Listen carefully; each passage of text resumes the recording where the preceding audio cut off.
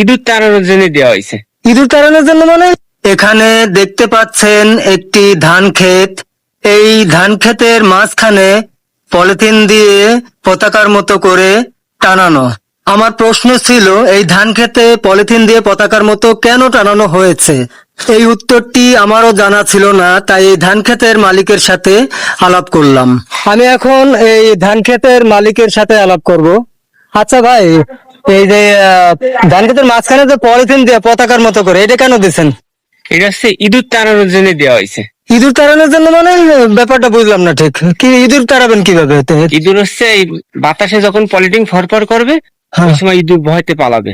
ও আচ্ছা, বাহ, এর জন্য দেওয়া হয়েছে। বাহ, ভালো সুন্দর পদ্ধতি তো। হ্যাঁ। এতে ইঁদুর যায়? হ্যাঁ, ইঁদুর যায়, মানে ফরফর করে শব্দ করলে ইঁদুর চলে যায় না? ও আচ্ছা আচ্ছা, ভালো পদ্ধতি। হ্যাঁ বন্ধুরা, আসলে এই ব্যবস্থাটা ইঁদুর তাড়ানোর জন্য করা হয়েছে, কি ঠিক না? 100%।